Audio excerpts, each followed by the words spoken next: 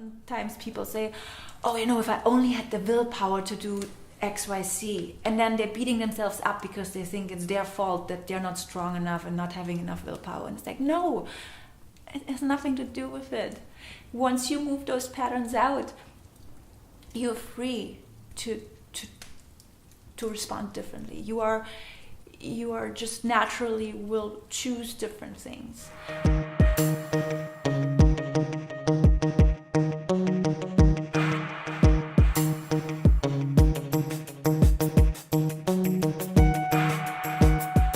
Now, more specifically on your bioenergy work, what does your bioenergetic work do? Like in our bodies? What it really does, there are two things. One is that it moves out the interference fields that are there at the bioenergetic level, and but also people get an extra dose of energy with it, because it takes energy to push out blockages. So sometimes when you're getting a momentum, it's really wonderful, because then the body can go through those transformational processes faster.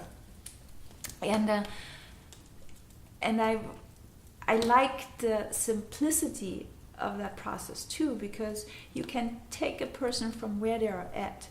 See, if somebody is, for example, very depressed or very depressed, they don't want to, anything else that would say, oh, do X, Y, Z, feels overwhelming and feels like, oh, I don't have that energy for that. Like, I can't do that, right? It's like that everything is too much, feels too much in that moment. So it's really wonderful to actually be able to come to that person and say, okay, you don't need to do anything. Just be right now. And as things get moved out and they'll have more energy, and then they will do all those things, those changes.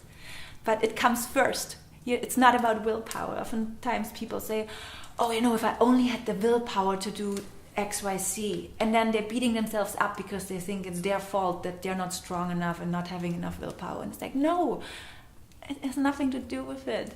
Once you move those patterns out, you're free to respond differently. You are just naturally will choose different things. So we sometimes bang our head against the wall and wonder, oh, it's just, if I just try harder, I'll make it through. It's like, no, just relax.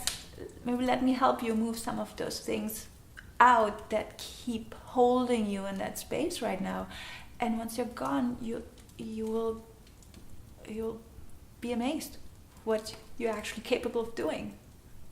What about the immune system, the metabolic system, and the I forgot the other one. What is the other one? Oh, the nervic system. Yes. We have a lot of different systems in the body, but those three systems really important.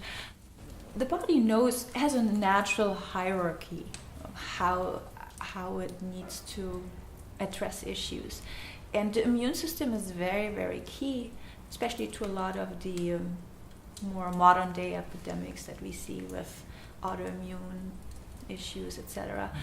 And there are a lot of different things that will, for example, influence the immune system. One is, of course, when we move things out, that'll make it stronger, when we move blockages out. And of course, with diet, you can do a lot, right? Having a diet that is high in good minerals, it's anti-inflammatory, all the good stuff that people do, eating closer to nature to feed our body. And but there's another aspect that sometimes is overlooked when we're talking about people developing issues like autoimmune or allergies, and that is the geopathic stress, like radiation, earth radiation. The different sources that can actually impact our immune system. So we talked about the cell phone and general electromagnetic pollution that earlier, that also has is a demand on the body, a stress. See, when we're talking about stress, our body takes the stress and handles it. And if it's getting too much, it's getting overwhelmed. So how can we minimize certain stresses that are placing a very high demand on our body, where it uses up too many resources, aqua minerals and good energy and all that stuff? And how can we, create a space where the body doesn't have this high amount of stress and can use this energy to do all the other things we want, keeping the body regenerated and working in a creative, productive way. And so geopathic stress has been also linked to a very stressed immune system. Like 80 years ago in Germany, it's been proven by Austrian and German scientists actually that if people sleep over very stressed geopathic area, that there's been pretty much always a correlation with people they tested that had been passing away from diseases like that they had been spending a lot of time either in their sleep space and or their work space over those areas. And it doesn't mean it's causing it, it just means it's stressing the body to the point where then the body can cope with all the other stresses it still wants to deal with, and then it's easier for it to go out of balance. And does it mean that people may feel they cannot sleep well all the time? How people will know? Well, usually people actually do know they don't sleep as well if they sleep, or they do feel very tired when they get up in the morning. Unfortunately, a lot of times in our culture we think that's normal, and we, using coffee and other things to perk us up. So, so there should be some subtle signs. Maybe not right away. If a person is very strong constitutional, they may not feel something for 5-10 years. But nature is very in tune with that subject. Geopathic stress means there's a distortion of the natural electromagnetic field of the Earth. Why is it produced by different plates moving like we are in this fall the distortion. There's a natural electromagnetic field, and then for certain undercurrent water veins that go at a certain speed, it creates a shift, a distortion of that electromagnetic field, or certain fault lines. So, for example, that one researcher back in the 1920s, he went to a town in southern Germany where he checked that one fault line. He made a grid where it went through the town, and then they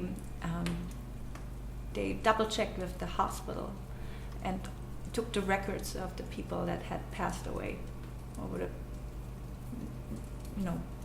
couple of years prior to what he was doing, and they found that on that fault line, the houses that were right on that fault line was really hitting a lot of people. What is the solution for a problem like that? Well, there's a lot of things. Just moving the bed, even just sometimes 1-2 meters out of that zone will do it. 1-2 meters is 3 to 6 feet. Yeah, or like half a meter.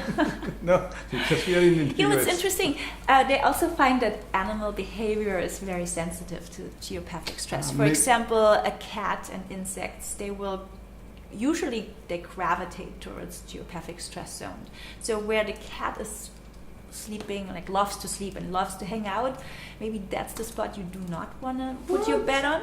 So they sleep on geopathic stress. Yeah, like bees or ants or termites, they usually choose. They thrive in those areas that are more stressed, and dogs are the other way. You can use it in agriculture too. Like with certain trees, they will not grow unless they are either on a geopathic stress zone or on a not geopathic stress zone. Wow. So nature is very in tune with that subject, and we are too. I mean, it's. I think if your body is really fine-tuned, you can feel it. Sometimes it's just we're so, busy in our world that we not knew, but you don't really need many tools to figure that out. But so the easiest way is, if people have a dog or a cat, they may actually have a good experiment with that. What about these people who sleep with the dog and the cat? Well, the cat will choose probably the person over the geopathic stress zone. Yeah.